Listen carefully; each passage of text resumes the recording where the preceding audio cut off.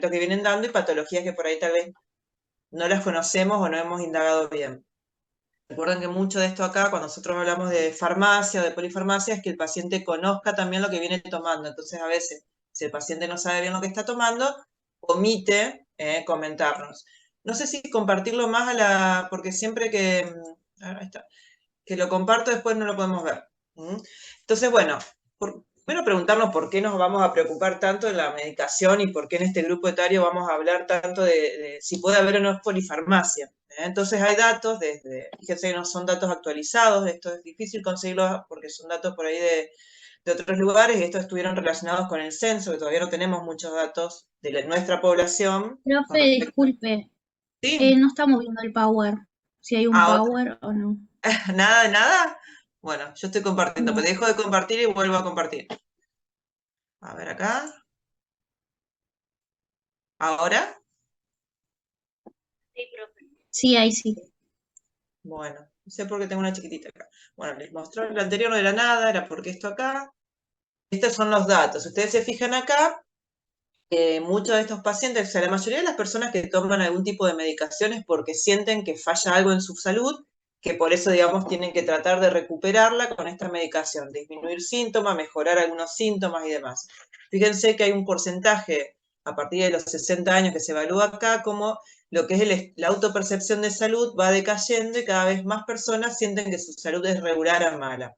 Esto se va a ir asociando probablemente a mayores consultas y mayor indicaciones de fármaco para distintas patologías. Entonces también tenemos que ver que si nosotros valoramos poblaciones de estas edades, muchos de ellos han tenido indicaciones nuevas o indicaciones se sostienen medicaciones en el último tiempo que fueron evaluados. Si ustedes se fijan, casi la mitad, el 50% de ellos han tenido una indicación. Por eso es importante que nosotros, sabiendo esto, recalquemos el tema de preguntarle si no toma una medicación, por más que, y siempre aclararle que no importa que él venga, qué sé yo, por un dolor de cabeza, si no toma una medicación porque tiene presión alta, diabetes, dolor de otra parte, digamos, siempre ampliar, ¿no? Abocado a lo que nosotros estamos indagando. A veces solamente nos refieren el tratamiento por lo que ellos han venido, si alguna vez le hicieron algún tratamiento para lo que ellos han venido a la consulta.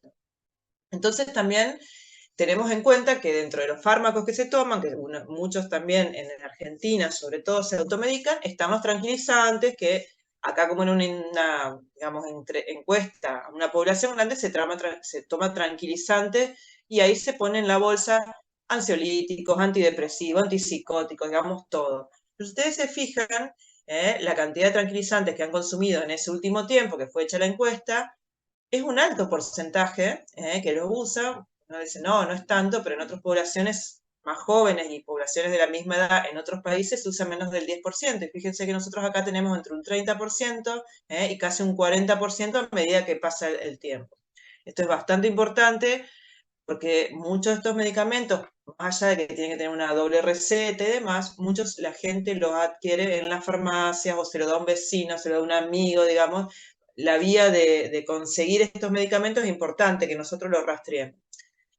Entonces, bueno, obviamente es una alta, o sea, la población adulto mayor es la que más consume fármacos. Pensar que tenemos tantas enfermedades crónicas, cada vez, digamos, con mayor sobrevida, casi todas están en base, más ustedes están viendo cardio, vieron neuro, vieron, digamos, endocrino y todo es a base de fármacos que nosotros vamos dando a esta población y a medida que pasa el tiempo tienen mayor número de patologías crónicas. Entonces, el consumo va de entre 2 y 4 drogas diferentes por persona por día. Cuando el paciente está internado, ya sea una internación, digamos, geriátrica, una internación en un sanatorio, en un hospital, aumenta mucho y muchas veces las drogas a las que están expuestas no las manejamos bien, porque yo clínico le doy el antibiótico, viene el cardiólogo, le pone el diurético, viene el otro. Entonces también cuando nosotros vamos a indicar medicación, tenemos que ver que no se contraponga con el fármaco que está dando el colega o leamos, digamos, para ver si ya no estamos repitiendo porque estamos dando distintas drogas para un mismo fin. Esto es una de las cuestiones que también nosotros vemos en la población, que es un alto uso de hipnótico. Hoy yo justo discutía con un familiar de un paciente porque quieren que duerma más de 5 horas. Y cuando vos le preguntás al hombre si tiene algún problema, si tiene insomnio, o sea, si no puede lograr el sueño, si se despierte, tiene despertar precoz, el paciente dice que no, pero que a los familiares le molesta saber que él se acuesta a las 12 y a las 5 de la mañana ya se levanta a hacer cosas.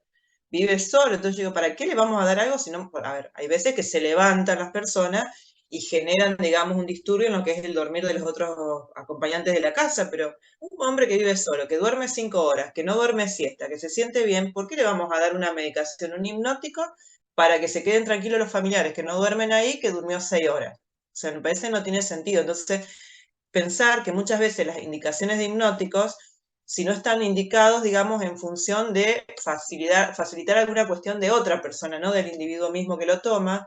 Y el otro tema de explicar que hay funciones fisiológicas que también disminuyen con el paso del tiempo y que no necesita esa persona tal vez por la actividad dormir 10 horas. Entonces, eso tenemos que tener en cuenta por qué le estamos dando hipnóticos. Muchos, digamos, no cumplen con el tratamiento, así como hay pacientes que se sobremedican, hay pacientes que tienen indicaciones y no cumplen porque por ahí no entienden, no entendieron el plazo que le dimos, no entendieron la cantidad de veces que tienen que tomarlo, en qué momento del día. Es bastante complejo, después ustedes van a ver que van dando distintos fármacos y que como muchos van en relación a fármacos, a la comida, fármacos a un ayuno, fármacos a que estén levantados una sola vez en la semana, una sola vez en el mes. O sea, cada fármaco tiene muchas veces posologías específicas que nosotros se la tenemos que dar, digamos, bien, y tenemos que conocerla nosotros porque nos van a venir con planteos que a nosotros no se nos ocurrieron y empezamos nosotros a dudar. Ah, ¿era con la comida o era fuera de la comida? ¿Este lo podía tomar embarazada o no lo podía tomar embarazada? ¿Este lo podía tomar si estaba, digamos, con riesgo, digamos, de que, o sea, ser un niño que esté en etapa de crecimiento o no? Entonces, todo esto de polifarmacia es importante que cada vez que estudiamos un fármaco, nosotros vayamos viendo las particularidades. Esto también es frecuente acá, mucha automedicación, lo tomo porque una vez me lo dieron, lo tomo porque me dijo, qué sé yo, un familiar que me iba a levantar el ánimo, lo tomo porque, bueno, todas estas cuestiones, también habilitar cuando uno está haciendo un interrogatorio, a decirle alguna otra medicación que toma porque le dijo a algún familiar para mejorarse de algún estado por el que vino la consulta, digamos. Siempre habilitar a que nos digan, porque a veces dice, no, no le quiero decir porque después me reta. O sea, siempre habilitar al paciente para que nos tenga confianza, más allá que después le podemos dar nuestra opinión o qué haríamos nosotros en el caso de que estuviéramos en la misma situación. Y bueno, hay muchos de esto acá que cada vez, digamos, las drogas más nuevas muchas veces no tienen ensayos en las edades que nosotros estamos, digamos, trabajando. Buscamos, o sea, es interesante buscar, digamos, si ha habido ensayos y cuántos pacientes se han incorporado en esos estudios, y si no se han incorporado, también evaluar si hay particularidades por ejemplo, si ahí está alterado el tríglicéridos de creatinina o alguna otra situación, como para que nosotros pensemos en los cambios fisiológicos que tenemos en los pacientes y cómo lo vamos a ir adaptando. ¿Ahí pasó, chicos? Sí, Sí, profe. bueno. Entonces, bueno, ya vimos, ¿se acuerdan que había muchos cambios que iban cambiando desde lo pequeño de las células hasta los sistemas? Recordar que muchos de estos fármacos nosotros empezamos con dosis menores porque la reserva funcional del paciente también nos puede complicar ante alguna situación. La capacidad de adaptación ante algunas situaciones, por ejemplo, bajarle mucho la presión, la capacidad de adaptarse puede no ser buena, tal vez necesita una medicación antihipertensiva, un diurético y demás, por ejemplo, para insuficiencia cardíaca, pero la capacidad de adaptarse hacia descenso de la presión no es la adecuada en estas edades, entonces tendremos que ver las dosis, cómo manejarla. Eso yo lo digo mucho en cardio, porque en cardio vieron que te dicen, no, el estudio estuvo hecho con 40 miligramos de esto, 320 de valsartán, y por ahí son dosis que los adultos mayores no las manejan, no las pueden manejar, y tampoco hay estudios que validen que un paciente con 80 años anduvo mejor o que la sobrevida a 10 años le va a ser útil a ese paciente en individual. No tiene tal vez una sobrevida de 10 años este paciente, pero sí va a tener caídas y fracturas. Entonces, siempre ver este tema de la capacidad de adaptar la dosis y la capacidad de adaptación del paciente a esa dosis. Este tema de inestabilidad entre salud y enfermedad, pensar qué complicación, que por ahí puede ser banal para otra edad y en este caso puede complicarse, y la influencia del entorno social y asistencial. Por ejemplo, un paciente diabético, como caso social, a veces no le vamos a dar la insulina porque sabemos que ante una situación de hipoglucemia no va a haber nadie para responder por él, o porque tal vez no puede, no tiene capacidad, digamos, visual como para adaptarse a medir las dosis de insulina, que casi siempre, digamos, o si es la lapicera, tiene números muy chiquititos, o si es con la aguja y jeringa, tiene que medir los milímetros, digamos, tiene las rayitas de la jeringa y no lo va a poder, sobre todo cuando vive solo y si hay un error, pone en riesgo su vida. Entonces, bueno, saber que como hay variabilidad en todas las edades, esta puede ser mayor por estas cuestiones que tenemos las enfermedades que van generando muchas variables entre un individuo y el otro, y que a su vez también tenemos cuestiones de cambio fisiológico. Entonces, nosotros cuando vamos a dar un fármaco, es como que tenemos que tratar de pensar muchas cosas. Yo a veces digo, si pensáramos todo lo que realmente tenemos que valorar, estaríamos con miedo y no recetaríamos tanto. Pero bueno, por lo menos saber lo más importante o lo más importante en cuanto a que ponga en riesgo la salud de este individuo. Entonces, bueno, obviamente farmacocinética y farmacodinámica no vamos a hablar, pero tengan en cuenta, digamos, que todos los efectos que uno conoce de algunos fármacos que son muy específicos, en estas cuestiones puntuales hay que evaluarlo. Ahora yo les vamos a dar un poquito lo que es, digamos, o sea, específicos en cuanto también, si un paciente, por ejemplo, vamos a dar diurético, saber si este paciente toma líquidos o no, porque tal vez podemos generar una deshidratación, algún paciente que le vamos a dar medicación que esté relacionada con, digamos, que tenga que estar unido a albúmina, si está desnutrido, saber que la dosis tal vez que pueda llegar a hacer la función va a ser menor y que todo el resto va a estar libre y qué efectos puede tener. Y en cuanto a otras patologías, que si vamos a dar una medicación que es hiperglucemiante, si es diabético, tendremos que contrarrestar de alguna forma o evaluar si no hay otra alternativa. Esto es un poco para que ustedes recuerden, yo creo que esto, ¿ustedes vieron todo el tema de esto del fármaco en segundo, creo, en tercero? ¿Puede ser? Lo que es farmacocinética y dinámica en general. Sí, sí, lo vimos. Bien, tercero. Sí, bueno. Esto no es para que ustedes lo sepan, pero es para que pensemos también si hay un paciente que tiene alguna alteración, por ejemplo, todo lo que es el aumento de, o sea, la absorción va a estar modificada por el pH gástrico, por el vaciado gástrico y demás. Recordad que hay muchos pacientes que toman en forma crónica, así, de por vida casi, antiácidos de distinta capacidad, omeprazol, pantoprazol, digamos. Entonces, muchos fármacos que van a depender del pH ácido no lo van a tener, más allá de que ya van perdiendo por esta gastritis atrófica, que es bastante fisiológica, la capacidad de secretar ácido. Entonces, también ahí vamos a valorar si depende mucho, sobre todo algunos antibióticos para tuberculosis, que dependen mucho del ¿cómo se llama?, del pH gástrico, vamos a evaluar si podría no estar tomando la medicación próxima a esos antiácidos. Después la distribución, recordar que como disminuye la masa corporal, hablamos de la sarcopenia fisiológica, más el paciente que está adelgazado más, y aumenta la grasa corporal, esto va a generar que aumente el volumen de distribución de los fármacos liposolubles. La mayoría de los liposolubles son estos fármacos psicotrópicos, entonces por eso yo siempre les comento esto que los primeros días parece que no le hace efecto la medicación, no le hace efecto la medicación porque se está distribuyendo en ese gran volumen, digamos, que tiene de grasa corporal, y en un momento satura esta grasa corporal y empieza a liberarse a sangre. Entonces ahí empieza a estar disponible lo que tomó en ese día de esa dosis, más lo que empieza a liberar de su tejido graso. Y ahí es cuando hace el pico y por ahí hace el efecto. Que se duermen, empiezan con inestabilidad en la marcha, el paciente está somnoliento, no tiene capacidad, digamos, de responder. Entonces, pensarlo, siempre explicarle al que le va a estar dando la medicación, que no aumente mucho la dosis, que espere, que probablemente en 4, 5, 6 días vamos a lograr saturar este depósito y vamos a ir viendo ahí si hace falta que entre lo que libera su grasa y lo que le estamos dando vía oral, haga, digamos, el efecto que buscamos y si hay que aumentar o disminuir. Porque muchas veces la gente se pone nervioso y traga, empieza, no, le di medio más porque estaba así, le va dando uno más, la otra guardia le da otro poquito más, y cuando te das cuenta estás duplicando dosis en el día, cuando el paciente le hace el efecto, lo derrumba. Entonces siempre tener en cuenta eso y explicarle por qué. Y también tener en cuenta que disminuye, digamos, el volumen en los fármacos hidrosolubles. Entonces, esto lo tenemos que ir viendo de acuerdo a los fármacos que son en la biodisponibilidad que va a tener. Disminuye también la albúmina, que es lo que le decía, los que van a tener efectos son el naproxeno, la fenitoína y la warfarina, por eso muchas veces el paciente anda muy bien con naproxeno como analgésico para artrosis y demás, Pero cuando son muy delgaditos, como no llegan al sitio, digamos, por no estar unido a la albúmina, no tienen el efecto que nosotros esperábamos. O incluso el paciente oncológico que también tiene hipoalbuminemia. Entonces, bueno, a veces no hace también, uno por ahí le da una dosis de carga, como la warfarina o la fenitoína para las convulsiones, y no hace falta esta dosis porque en realidad no hace falta darle en ese momento la dosis de carga porque sospechamos o lo medimos ya, a veces que se mide, que tiene menos albúmina.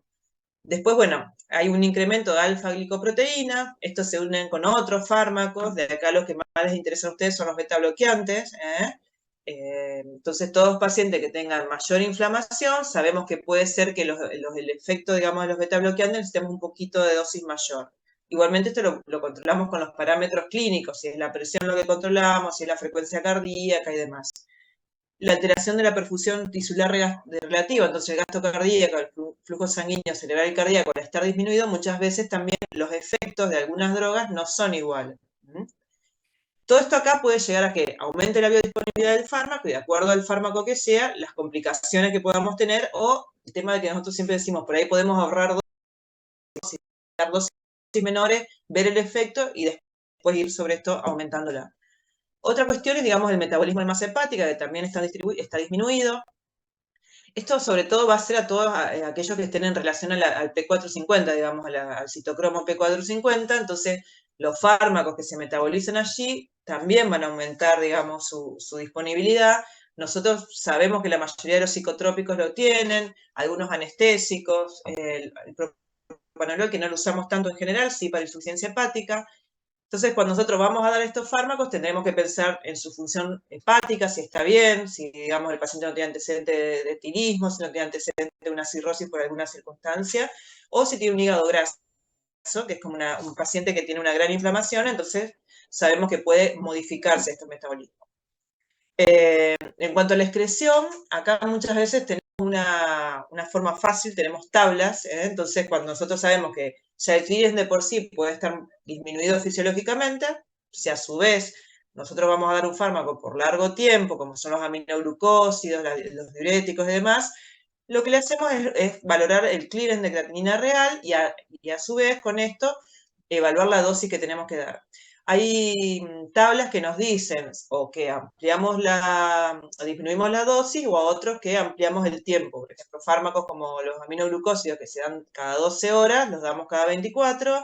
O, por ejemplo, la furosemida, en vez de dar 80 miligramos, damos 40 porque sabemos que va a estar más tiempo, como no se la excreta, no se la puede eliminar, cumpliendo su función. Entonces, en eso, por ahí es más fácil. Y hay otros fármacos, como por ejemplo la metformina, que si sabemos que tiene ya un clearance muy alterado, no lo damos al fármaco, buscamos otras alternativas o damos dosis muy bajitas para, digamos, porque a veces no tenemos, la mayoría de los fármacos con insuficiencia hepática dan hipoglucemias, entonces como la metformina no es hipoglucemiante, a veces nosotros la usamos, insuficiencia renal, nosotros la usamos para esto, digamos, con dosis baja, para evitar, digamos, que tengan hipoglucemia. La mayoría de estos pacientes se manejan con insuficiencia renal con insulina, pero bueno, hay veces que son casos sociales y, qué sé yo, nosotros tenemos un paciente que hace insulina en el dispensario y los fines de semana se maneja con 500 miligramos de metformina solamente cada día porque tiene una insuficiencia renal importante, pero como no tiene un entorno que le pueda hacer la insulina,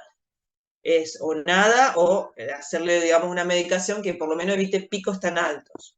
Por lo menos hasta que no entre en diálisis, vamos a manejarnos de una forma no muy de libro.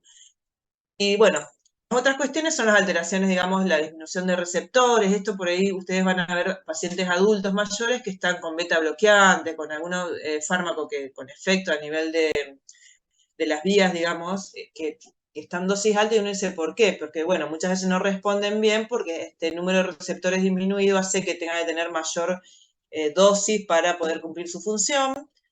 Y después también hay falta de respuestas o alteraciones propias, digamos, la respuesta de los betas bloqueantes, beta agonistas y demás, que no es la misma sensibilidad o no es la misma función. Entonces nosotros en cada individuo tenemos que ir haciendo como la escala. Digamos, estas benzodiazepinas, midazolam, diazepam, los opiáceos, es muy importante que si nosotros vamos a darle una dosis y no vimos nunca el efecto, que tengamos el reparo, que ante las primeras dosis estén acompañados con algún familiar, por si acaso llegan a tener pérdida de reflejos posturales o que el paciente, digamos, tenga dificultades de respiratoria. Entonces, estos son fármacos que son bastante, digamos, o sea, tienen una dosis que son por ahí muy altas comercialmente para este tipo de pacientes. Y después tenemos todos los que son interacciones. No sé si vieron un vademécum de interacciones ustedes. Es un espanto. Pero no sé si lo han visto alguna vez, lo tuvieron en la mano.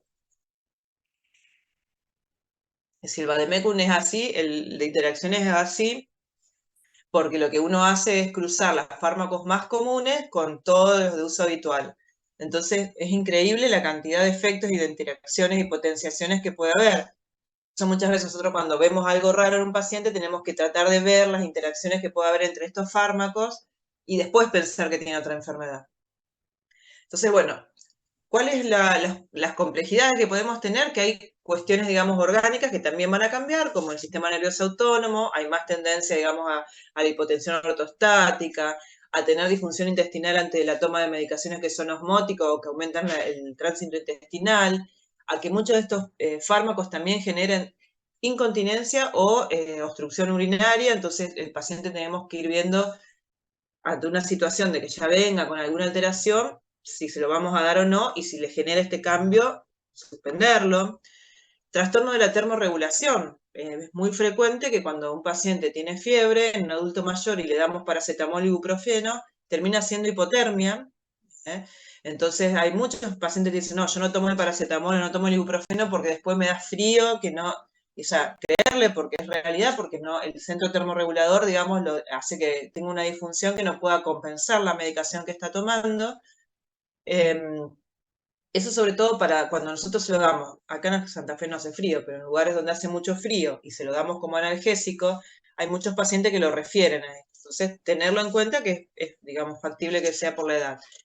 Y en otros da la disfunción cognitiva, el uso de benzodiazepinas, dosis altas, genera un deterioro cognitivo, que muchas veces es evidente, digamos, en la práctica diaria, en poco tiempo de uso, alteración de la estabilidad postural, entonces todo lo que son los reflejos, digamos, el paciente los pierde, entonces tienen caídas más fáciles, o tienen somnolencia, que el paciente va caminando y digamos, pierde el tono postural y se cae.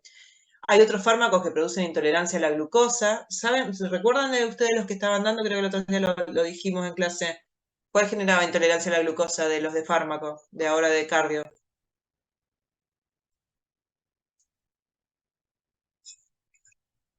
¿Se acuerdan?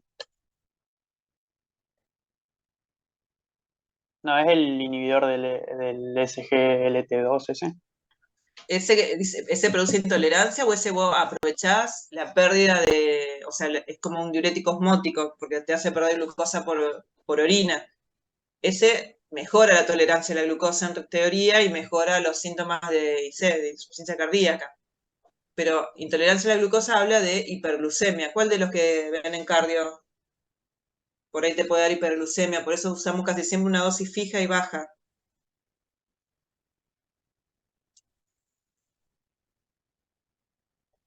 La hidrocloro, fíjense que el hidrocloro tiazida es raro que la den más de 12,5.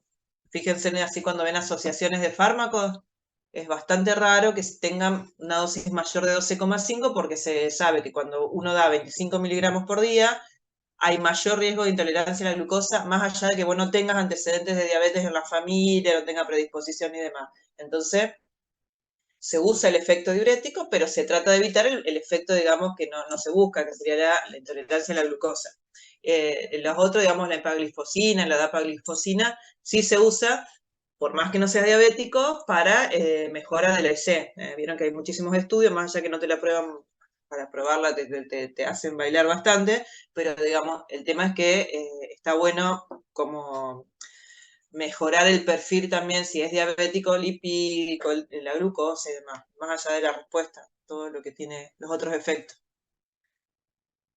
Vayan fijándose esas cuestiones así de fármacos también, si da hiperglucemia, si favorece insuficiencia renal y demás.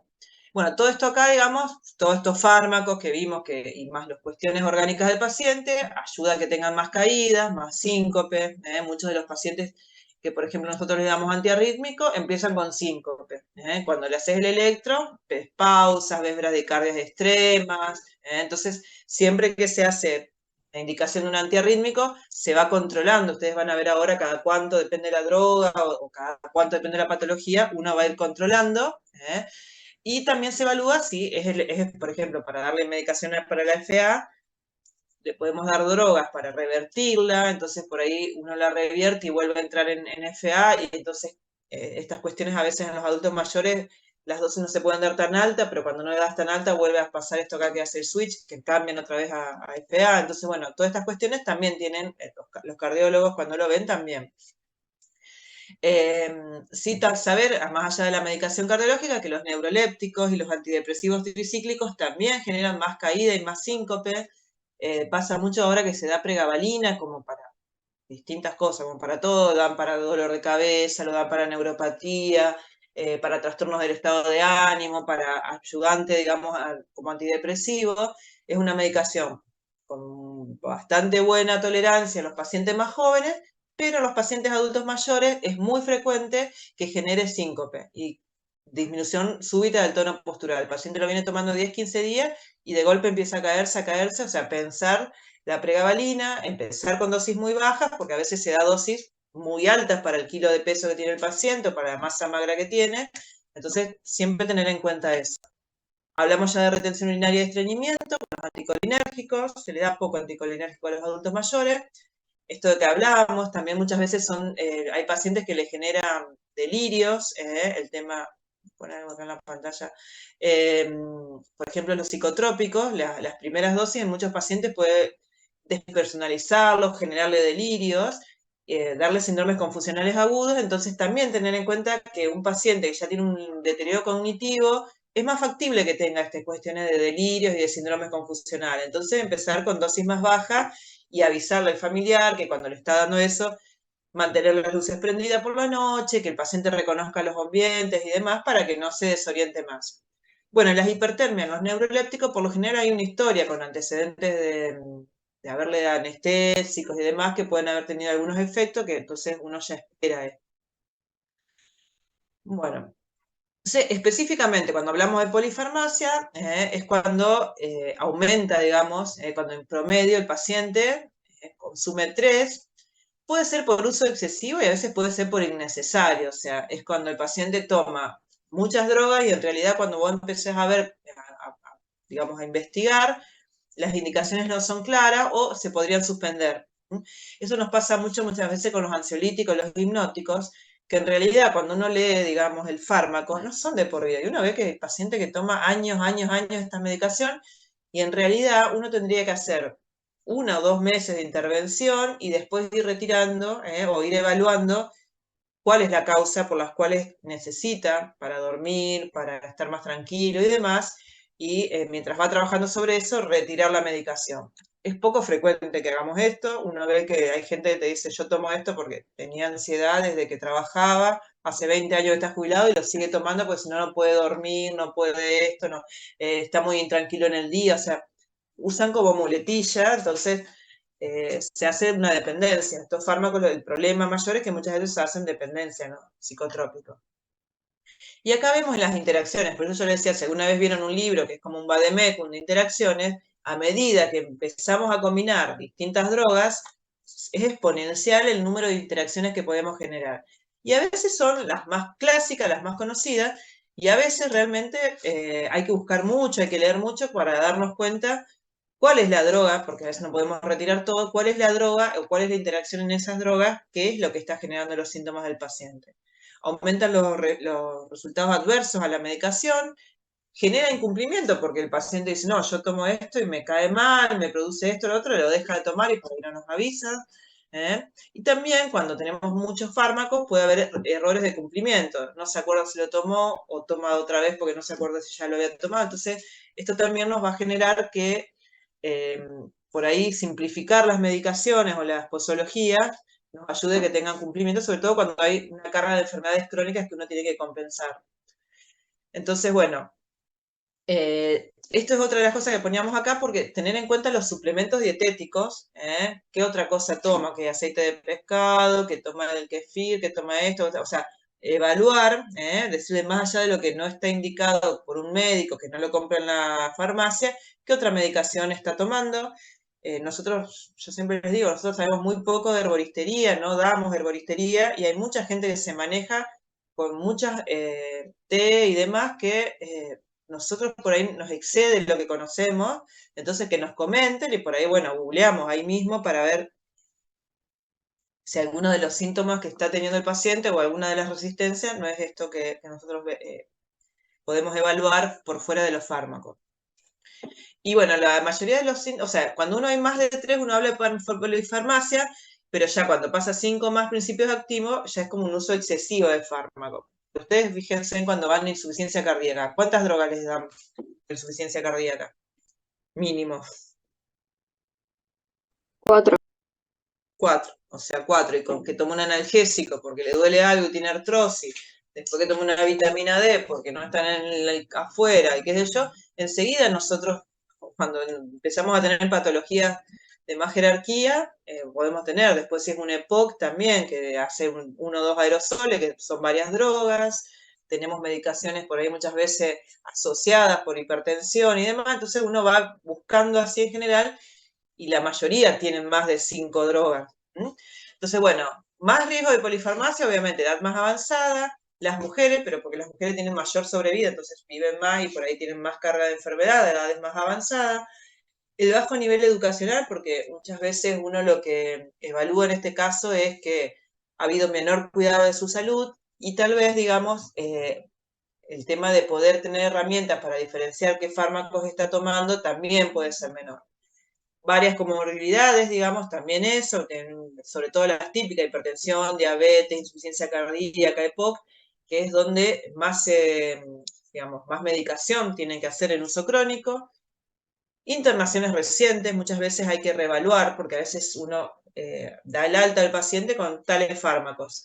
Y el paciente, como no sabe si tuvo que dejar o no los anteriores que venía tomando en su domicilio, después vuelve a tomar todos. Entonces eso también hay que aclararlo, ver qué estaba tomando, suspenderle, decirle, tiene que suspender tal y tal y tales y tomar y dejarlo todo por escrito.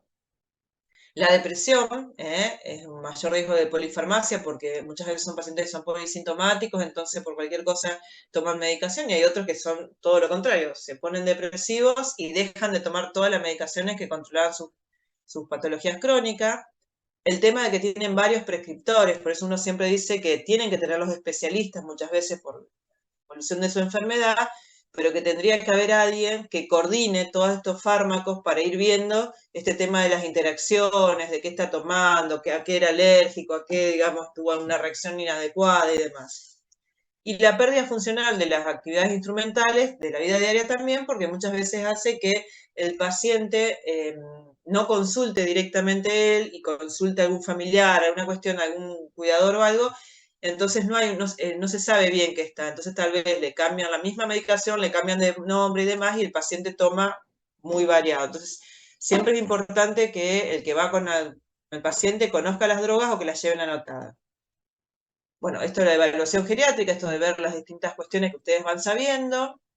La prescripción ilógica, vienen por cualquier cosa y es como que se tienen que ir con un fármaco, entonces alguien le prescribe algo, van a la guardia, le indican alguna medicación. A veces hay que decirle, no, mirá, o sea, explicarle cuál es la situación y no hay un tratamiento con fármaco, le reordenás los fármacos y todo. Hay mucha presión a veces cuando uno no le receta algo a los pacientes de que quieren algo como que es, o sea, es otra discusión con otro paciente, era que quería algo para que le mejore la memoria, pero algo bueno. O sea, yo hasta ahora, digamos, más allá del estímulo, darle un poco de vitaminas y demás, o sea, algo bueno para que mejore la memoria, poquitas cosas, digamos, o sea, más que hacer, digamos, lo que se puede hacer más conductual que lo otro. Pero bueno, las personas piensan que con un fármaco es mágico, tipo paracetamol baja la fiebre, o sea, no es tan así.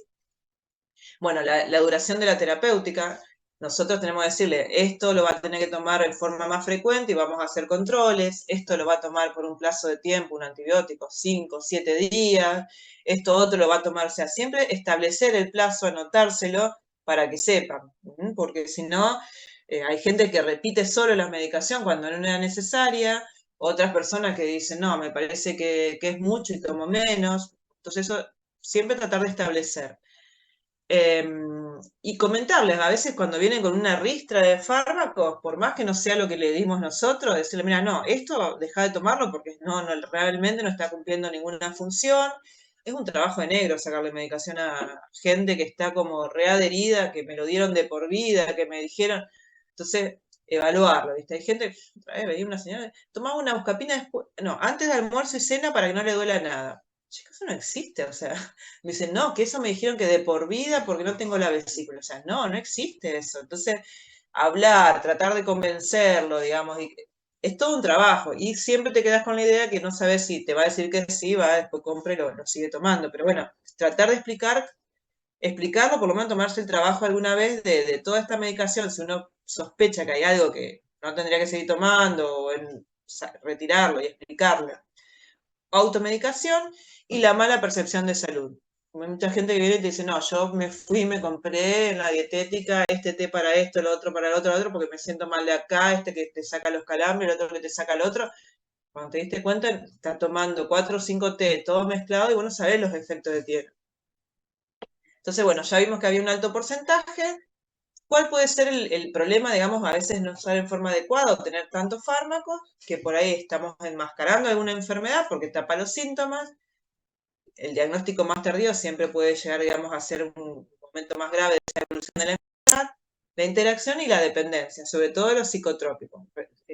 Retirar psicotrópicos es tremendo porque hay que ir viendo, digamos, muchas veces los hacen los psiquiatras, hay que ir retirando y que no haga abstinencia al paciente, porque si hace un rebote y demás, entonces uno tiene que ir modulando y sacándolo muy de a poquito. ¿Cuáles son los pacientes que toman más medicación? Los que tienen cardiopatía isquémica, los que tienen diabetes, la patología psiquiátrica y la hipertensión arterial. Yo agregaría, bueno, un poco de cardiopatía isquémica, puede haber insuficiencia cardíaca. Las reacciones adversas pueden ser, digamos, relacionadas con la acción del fármaco, por la dosis que se dio, por el grado, digamos, de compromiso de toxicidad que puede tener, y las otras, que son las idiosincráticas e inmunológicas, que bueno, estas son muchas veces dosis y respuesta, entonces ahí tenemos el claro ejemplo del enalapril, que no es por la dosis que le damos de enalapril, sino que es una cuestión inmunológica que puede darte al principio de comienzo de tratamiento o en etapas medias, digamos, hace 4 o 5 meses o hace 5 años y de golpe te hace un angioedema que nosotros le debemos prevenir al paciente y decirle, lo puede producir de entrada, digamos, las primeras dosis, la puede producir alguna dosis mucho más adelante, así que si usted nota alguna situación así, suspenda la droga y consulte rápidamente, porque eso es bastante frecuente de la droga, pero es idiosincrática de un paciente a otro. Y en cuanto a la toxicidad, qué sé yo, nosotros las dosis muy altas de metformina, las dosis muy altas de diurética, nosotros sabemos que pueden generar cuadros o las dosis muy altas de algunos antiarrítmicos.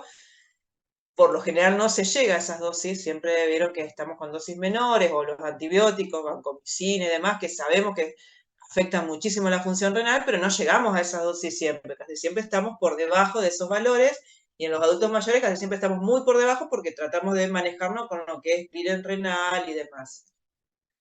¿Hasta acá van entendiendo?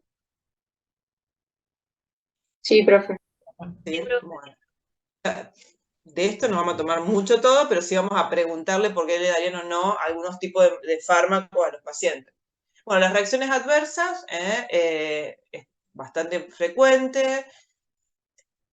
A veces no tienen síntomas y signos específicos, entonces el paciente por ahí no lo relaciona con la droga y no consulta.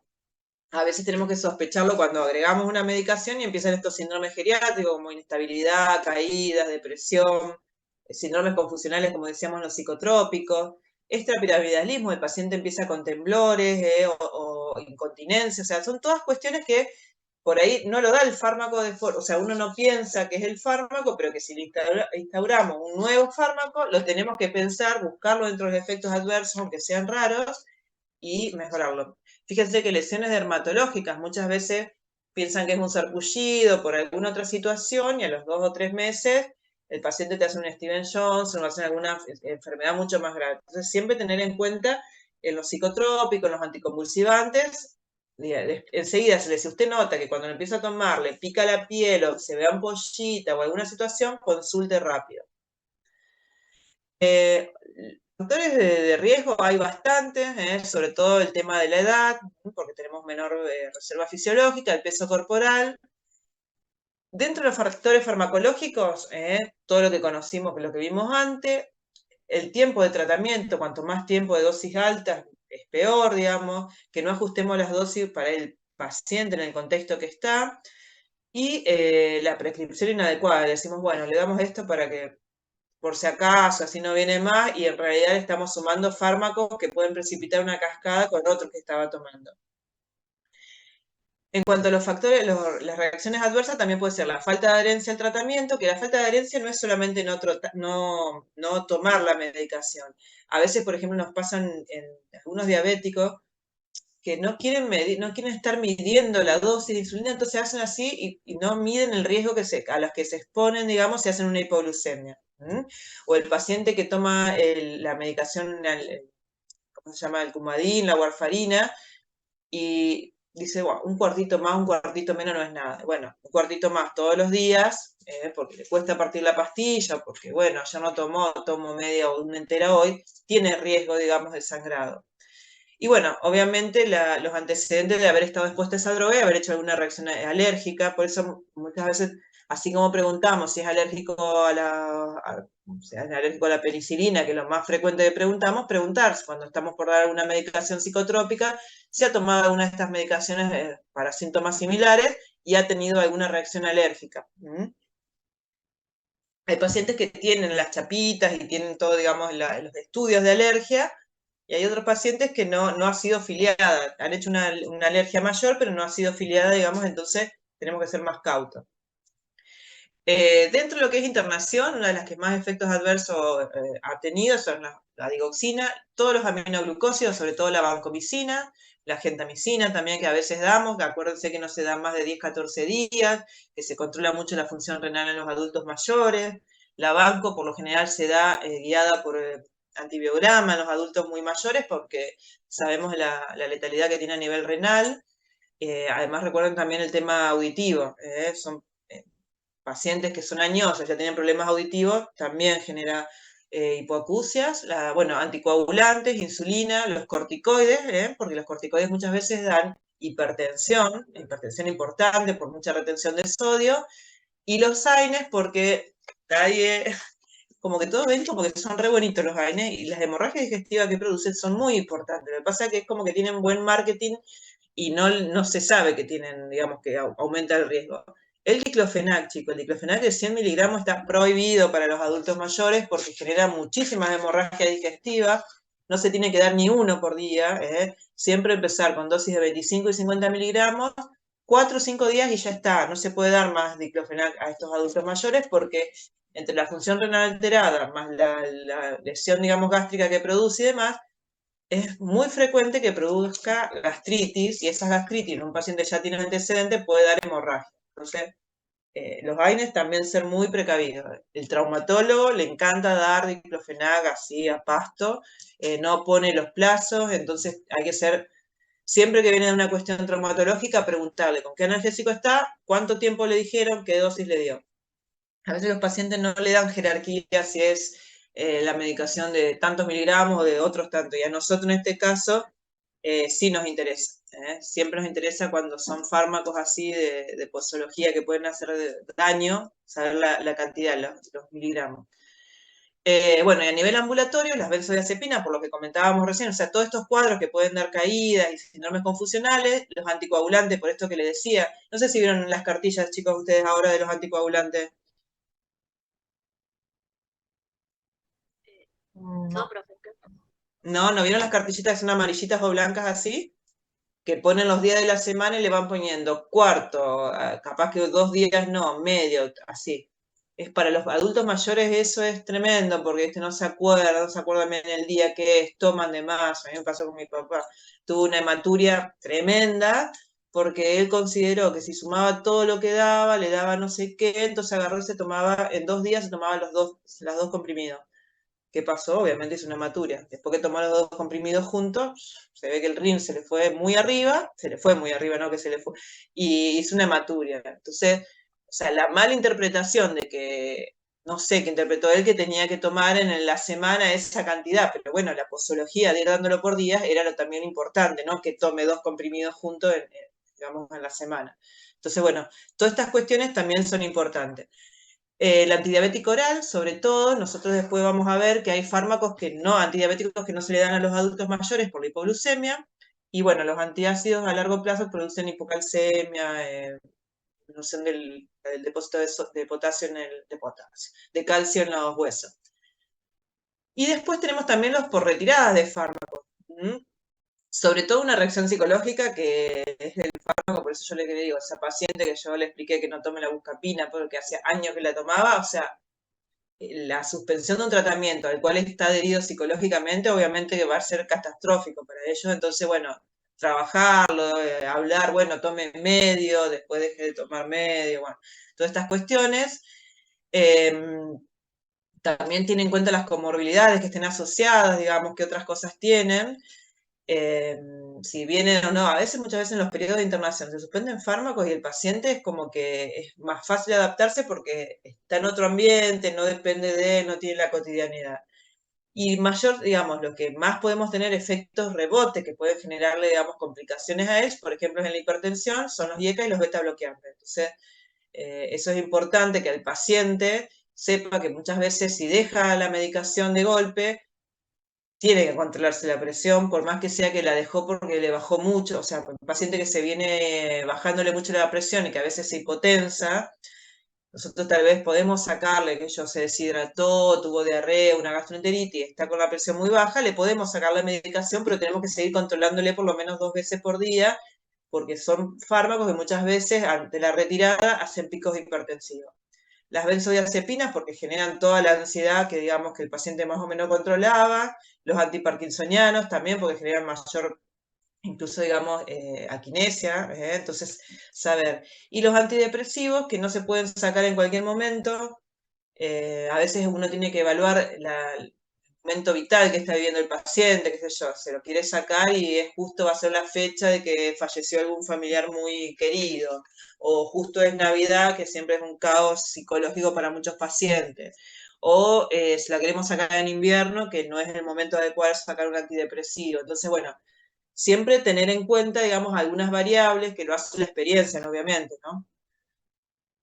Bueno, y otro de los temas es no usar la medicación en dosis adecuadas cuando el paciente lo puede tomar. Yo en un paciente que tiene insuficiencia cardíaca, no darle el diurético que va a generar mejoría en el remodelado y demás, porque es un adulto mayor. O sea, podemos dárselo, tal vez no le daremos 40 miligramos, no le daremos valsartán 320, le daremos una dosis mejor, pero favorecer, digamos, lo que se sabe que va a ser efectivo para mejorar o prolongar, digamos, calidad de vida en una enfermedad, tratar de implementarlo.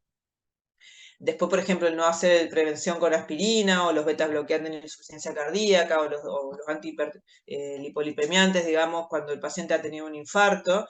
Por ahí lo que yo trato de no hacer es darle la dosis alta de 80 miligramos de atorvastatina y demás, porque yo sé que el problema a nivel muscular lo va a tener el viejo. Entonces, bueno, por ahí adecuarlo, en vez de darle 80, darle 40, mantenerlo, ver si lo tolera, si no tiene dolores musculares, si no tiene mayor debilidad. Y si el paciente no presenta eso, sostenerlo, y si el paciente lo presenta, bueno, bajarlo a 20 y ver si lo puede sostener. Y bueno, todo lo que es el dolor, si el paciente, por ejemplo, un paciente oncológico y viejito y todo, por más que no se queje, evaluar, digamos, si nosotros dándole una analgesia, digamos, que realmente lo controle el dolor, no está mejor de ánimo, no está, digamos, un poco más activo y demás. Porque a veces él se toma como que, bueno, tal tiene cáncer, es viejo, el dolor, está apático, bueno, pero está apático probablemente por el dolor que tiene porque le falta tratamiento del dolor. Y si hace falta, tratarlo con morfina, tratarlo con tramadol, porque en realidad, digamos, la dependencia para el momento que está viviendo de su vida no va a ser, digamos, ni prolongada, ni digamos, le va a hacer mal en su calidad de vida. Así que eso también, porque a veces uno ve que hay ahorro de llamado, por ejemplo, al especialista en tratamiento del dolor. Ustedes todavía no vieron paliativo, después lo van a ver a eso. Y después otro problemita que tenemos es la evaluación, o sea, una vez que están los criterios, nosotros ver, entonces, ¿cuáles son los criterios de ver? Se hicieron para geriatría, para ver estas prescripciones inadecuadas, o sea, que no eran adecuadas para este grupo etario. En realidad nos facilitaron bastante la vida porque no tenés que estar pensando tanto, sino que ya sabés que hay fármacos que son alerta roja. Acá lo que tenemos que ver es el riesgo, el perfil riesgo-beneficio, digamos, no es el bueno, no es favorable, entonces nosotros tenemos que tratar, si es posible, retirar esa droga y si no, digamos, evaluar la dosis que va a ser necesaria. Estos criterios, bueno, se hicieron antes, en el 2012 tuvieron una corrección y después cada tanto se va, digamos, reviendo la lista y agregando o sacando. Acá. Lo que se trata de hacer es que la prescripción inadecuada o inapropiada disminuya, sobre todo en los ámbitos donde la prescripción inadecuada es más importante, como son los geriátricos y las intervenciones. Menos en lo que es en la vida diaria, digamos, el paciente en la comunidad, pero bueno, también mejora eso. Por ejemplo, los criterios de BERS, lo que van a ver, por ejemplo, si hablamos de amiodarona, que es la que más usamos nosotros acá, dice que está asociada con enfermedad tiroidea, fibrosis pulmonar y o prolongación del intervalo QT. Entonces hay que ajustar la dosis por clearance, que eso es frecuente con otros fármacos, y vigilar el electrocardiograma. Entonces nosotros, si podemos, lo evitamos. Es una indicación fuerte. Pero si no, lo que vamos a hacer es esto. Si tienen un clearance, corregir por clearance. Si el paciente ya tiene fibrosis pulmonar, no se lo vamos a dar porque lo va a hacer que se acelere el proceso de fibrosis. Y si tiene intervalo QT prolongado, no se la vamos a dar directamente. Buscaremos otro antiarrítmico para darle. Por ejemplo, acá, entre los antidepresivos, por ejemplo, la amitriptilina, que se trata mucho para tratamiento de neuropatías y demás en pacientes más jóvenes, en los adultos mayores tiene un alto efecto anticolinérgico, sedación, hipotensión ortostática, caída y demás. Entonces nosotros vamos a tratar de evitarlo. O sea, no lo vamos a usar ni para neuropatía, porque tenemos otra medicación, que es la duloxetina, que tiene el mismo efecto y que no genera esto. Entonces, si el paciente venía hace muchísimo tiempo con amitriptilina y empieza con caídas y todo, sospechar que la medicación la retiramos y colocamos otra. Y si vamos a instalar el tratamiento, no le vamos a dar amitriptilina. Que ustedes creo que ahora lo han visto varias veces para, ¿cómo se llama? Para, bueno, no sé si dieron todo el tema de depresión y demás. ¿Psiquiatría dieron? No, todavía no. Bueno, ustedes van a ver que cuando está asociado con dolor, para dejar de fumar y de todo, la amitriptilina está ahí como una de las primeras. Y después hay otros criterios, estos son los criterios de BERS, o sea, hay droga que ya está visto, que tienen indicación fuerte de no comenzar, y si la está tomando y vemos alguna de las complicaciones, buscar alternativas. Y después están los criterios de stop y start, o sea, que es de empezar y terminar, que intentan, digamos, hacer algunas cuestiones que los criterios de BERS no estaban bien claritos, entonces digamos, se ven cuáles son los fármacos que tienen una prescripción inapropiada, o sea que no hay que dárselo a los adultos mayores, y te dan, digamos, para algunas patologías, qué es lo que tendrías que empezar. Empezó acá. López Camila y Abril Grandoli, todavía no dije presente. Esas, digamos, son las situaciones que nosotros tenemos. Entonces, fíjense que hay muchos fármacos que son para pararlos, detenerlos, y hay 22 indicaciones, 22 criterios de comenzar a dar algunas ciertas medicaciones. Bueno, tenemos dentro de los criterios de stop y start, los AINES, stop, digamos, como le comentaba, un antecedente de enfermedad ulcerosa, gastritis y demás, no darlo, ¿no? Y si uno tiene que dárselos porque por una situación muy hipertensiva, o sea, dárselos con algo como si fuera un inhibidor de la bomba de protones o algún anti-H2, pero si no, tratar de evitarlos. Bueno, entonces, AINES tiene una cantidad de contraindicaciones, por ejemplo, los antivitamina K, que serían acenocumarol o la warfarina, no darlos con AINES, que vieron que en la cartilla tiene bien clarito, si necesita tomar un AINES, cuáles puede ser, que puede ser paracetamol, naproxeno, qué comidas no tienen que comer, o sea, todas las cuestiones de stop, esto les ayuda muchísimo, son listas bastante largas, pero está bueno conocerlas o haberlas leído alguna vez, que te ayuda. Uno que nosotros ahora ya no está más, pero en atención primaria hasta hace 3 años teníamos solamente metformina y glibenclamida. La glibenclamida es altamente hipoglucemiante en estos adultos mayores y está, digamos, un criterio de stop cuando pasan los 60-65 años, Bueno, ahora nos dieron otra medicación que no es muy buena, la glicazida, que también no está muy indicada en adultos mayores, pero bueno, ahora tenemos esas dos herramientas. 3, metformina, insulina y glicazida. Entonces, si un paciente viene con una prescripción, porque hace 20 años que toma glibenclamida y ahora tiene 65 años, uno tendría que rotarle ese fármaco a otro. Y bueno, y así una cantidad de otros. Y los STAR son aquellos que están indicados o apropiados, que debe ser considerado con la persona a pesar de la edad. Uno era lo que le decíamos nosotros antes, que digamos, si tenemos que darle anticoagulantes, se le va a dar, si hay que darle aspirina, se le va a dar, digamos, si nosotros tiene una insuficiencia cardíaca, tratar de instaurar, por ejemplo, los IECAS, los betabloqueantes y demás, porque a pesar de que tienen riesgo de hipotensión y demás, se ve que a largo plazo la sobrevida, la calidad de vida es mejor. Entonces, bueno, hay mucho que son a nivel de sistema nervioso, la levodopa en la enfermedad de Parkinson, porque muchas veces, antes cuando los pacientes eran muy añosos, se decía, bueno, no, levodopa y carbidopa no, porque aumentan los temblores, y que, bueno, son fármacos que a largo plazo se vio la mejoría. Así que está bueno porque por ahí nos simplifican mucho en cuanto, sobre todo los de stop, en cuanto a qué podemos empezar a decirle al paciente, no, mire, esto está avalado, esto acá no conviene, se vio complicaciones y demás.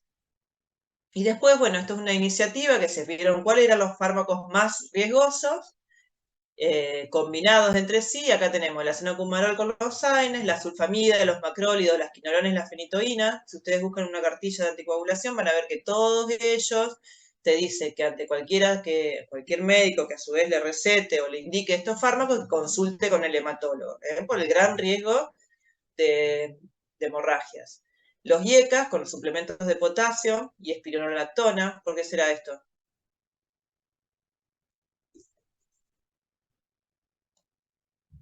Porque la La espironolactona es espironolactona. barredora también de potasio, entonces aumentaría las chances de hipercalemia.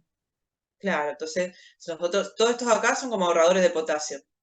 Entonces, si nosotros le damos un suplemento de potasio, la hiperpotasemia va a ser muy alta. A veces no tenemos que darle suplemento de potasio. A veces el paciente te toma algunas vitaminas o algunos suplementos de esos en polvo que tienen mucho potasio porque es para deportes y demás. A veces te come mucho pomelo, mucho frutas, qué sé yo, naranja, que también tienen algo de potasio y vos tenés algunas complicaciones, entonces, bueno, eso evaluarlo, pero sobre todo los polvos estos que traen creatina y demás tienen bastante potasio, entonces si el viejito se puso a tomar el IECA con la espironolactona y además un suplemento que nosotros desconocíamos, puede tener hiperpotasemia. ¿Cómo vemos la hiperpotasemia en el electro? La T positiva y puntiaguda, la hiperpotasemia. Es como levantadito así. La hipopotasemia, recuerda que estira el electro y la otra es como que te lo da todo picudo. Esa es una forma rápida. Obviamente, cuando nosotros tenemos el electro lo podemos hacer, pero vamos a hacerlo valer también por el tema del laboratorio. Pero bueno, a veces nos da una idea ya eso. Después, bueno, la digoxina, la miodarona y el verapamilo, porque todos inciden en dónde.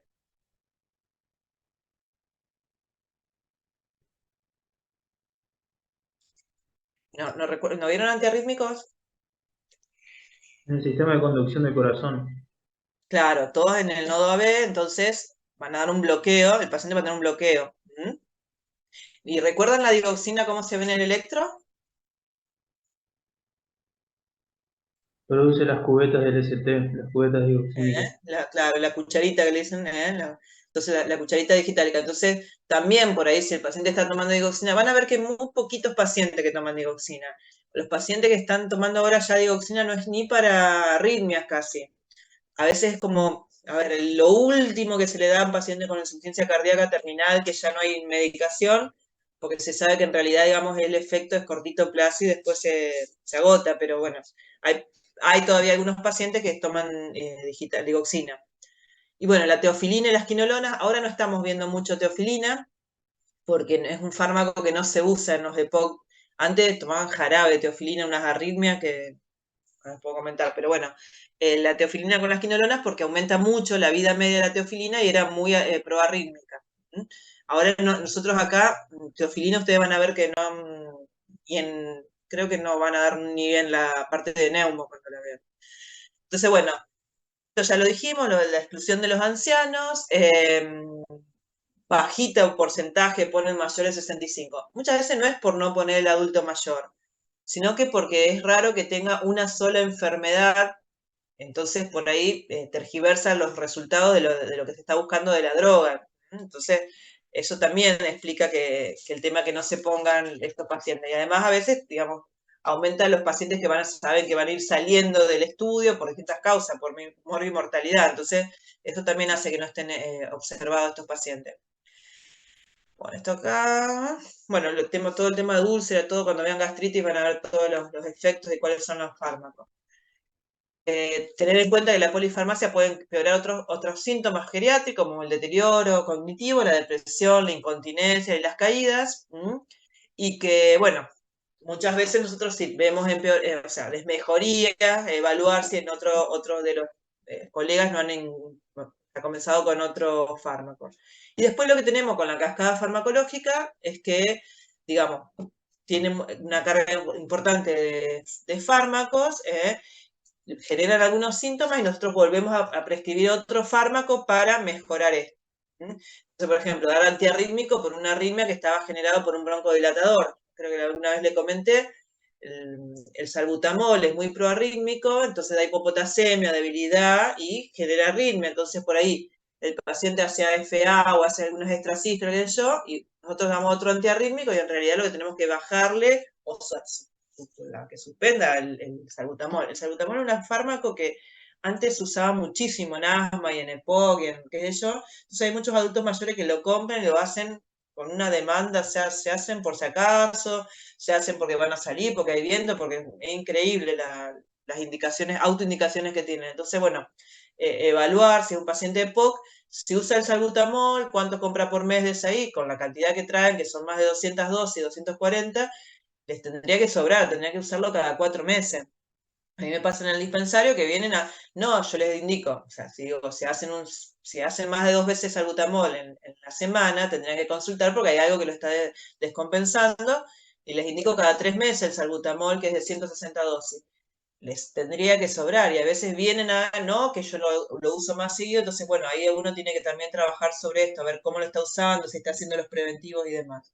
Los antidiabéticos orales para tratar la hiperglucemia causada por el hidrocloro, de la tolteradina, que es, digamos, para la incontinencia, porque está tomando diuréticos en un momento inadecuado, o indicar diuréticos para el edema porque está tomando antagonista de calcio, que es la amlodipina, que es re frecuente en Santa Fe porque hace calor, que vos le das amlodipina, en el invierno anda bárbaro, bárbaro, y empieza septiembre, octubre, noviembre, y la tiene unas patas, parece no sé, una pobre tortuga, porque se le hinchan los pies, sobre todo a las mujeres, entonces uno empieza, tendrá insuficiencia cardíaca. No, está tomando la amlodipina, entonces por ahí lo que podemos hacer es darla como extra en la etapa de invierno, que por ahí necesitamos una droga que baje bien la presión, como es la amlodipina, y en el verano, con la vasodilatación periférica y demás, retiramos eso y reforzamos alguna otra droga que no tenga este efecto. Bueno, obviamente esto ya lo hablamos, y los riesgos, sobre todo nosotros de tener diagnósticos incorrectos o tratamientos innecesarios. Ahora la gente, lo que cuestan los fármacos, se nota cuando hay problemas económicos porque es todo muy caro, entonces trata que le indiques lo preciso, digamos. ¿Qué es lo que nos va a ayudar a evitar complicaciones? La revisión periódica. A veces cuando el paciente tiene muchos fármacos, es tedioso, pero bueno, sería lo indicado cada vez que viene. Lo que tendríamos que hacer, lo que nos dice la OMS, ver bien realmente el problema, qué problema está abordando el fármaco que está tomando, por ahí no lo indicamos nosotros, así que tenemos que ver con qué perspectiva lo dio un colega y a veces no la terminamos de entender, especificar el tratamiento, el objetivo terapéutico, especificárselo al paciente para que sepa por qué lo toma, por cuánto tiempo y por qué se lo vamos a sacar. Obviamente seleccionar el medicamento adecuado. A veces ahora las cuestiones, por ejemplo, la empaglifosina, la dapaglifosina, que son fármacos que están súper bien estudiados, que mejoran calidad de vida, mejoran sobrevida y demás, en los insuficientes cardíacos, sean o no diabéticos, nosotros vemos que no los podemos indicar a todos. Entonces, bueno, evaluar también estas cuestiones, que a veces no tenemos económicamente la solución, iniciar el tratamiento, cumpliendo todo esto acá detallado, con las terapias alternativas, digamos, los STOP, los STAR, los criterios de BERS, dar la información, decir cómo se toma, qué pasa si se suspende, de golpe, qué pasa si se olvidó ese día de tomarlo, si no lo tomó en el horario adecuado, que yo, por ejemplo, la levotiroxina, si no la toma en ayuna ese día, que no la tome más tarde, ya está, perdió esa dosis, que la tome al otro día, pero que tome la dosis que le corresponde del día, no que tome las dosis del día anterior que no tomó y la de ese día. O sea, estas cuestiones es importante que le aclaremos al paciente, porque a veces pueden, digamos, o suspender o no tomarlo, explicarle qué es un suplemento dietario, como para que lo tome y se olvida no pasa nada, y qué es una indicación precisa, como puede ser un antihipertensivo, un aerosol y demás. Considerar el tratamiento del costo, digamos, porque podemos darle las mejores drogas, pero si el paciente no la puede solventar y la obra social no se lo va a reconocer, ese paciente, digamos, no está haciendo el tratamiento adecuado. Y esto se está tratando de hacer, pero bueno, no todos lo hacemos, es el usar ordenadores u otra herramienta para ver y evitar errores de prescripción. Uno por lo general ahora con el tema del celular, con el tema de la computadora, enseguida si tiene duda de algo, lo pone, busca en el Vademecum, busca efectos adversos, cruza interacciones entre fármacos para ver si es lo que el paciente tiene, digamos. Nos facilita mucho el tema de la tecnología, cosa que antes tenía que tener un libraco así y estar viendo. Bueno, chicos, esto era todo. ¿Alguna duda sobre estas cuestiones? Fíjense que nosotros Profe, sí vamos a preguntar, vamos a preguntar criterios de VERS, no los fármacos, pero sí digamos el concepto, y si tienen alguno de los que estuvieron dando, criterios de Stop y Start, como para, digamos, empezar a usarlo con los fármacos que ustedes están conociendo. Así que nosotros vamos a ir metiéndole, digamos, fármacos que ustedes están viendo. Sí, ¿alguien preguntaba? sí, con respecto a los comerciales y esos que se ven en la televisión Ajá. de muchos fármacos, ¿cómo se puede, o sea, de nuestra parte, fomentar a que no tomen cualquier cosa? Porque uno mira la tele y toda la propaganda o el corte es todo de medicamentos, entonces como uno, Sí, como fíjate nosotros que casi podemos... siempre ahora están más que nada de suplementos. Fíjate que son casi siempre suplementos dietarios, porque fármacos, y a veces son de países, las propagandas son de otros países. También eso, fíjate, porque en Argentina se reguló bastante. ¿Se acuerdan antes de aspirina? Que te daban la propaganda de aspirina a tomar en cualquier momento y no. Uno tiene que hablar, a veces es más, los pacientes te vienen y te dicen, ¿viste ese fármaco que están dando ahora? Y uno por ahí ni lo vio, pero bueno, comentarle, buscarlo, ver la droga, explicarle qué es. Es difícil contra la propaganda, contra el que te dice el de cuando fueron a comprar algo, compra esto. No sé si ustedes van a farmacia, yo voy poco, pero cuando me toca ir, yo veo cada cosa que por ahí digo, es infarto, tomar la presión para arriba del mostrador, decirle, tenés esto, estoy resfriada, todo esto, bueno, toma esto, toma lo otro, y vos por ahí ves, tiene qué sé yo, una cantidad de cosas que vos decís no le daría a esa persona, o por esa edad, o le preguntaría otras cosas, o sea, siempre uno tiene que tratar de darle información, y a veces, digamos, cuando el paciente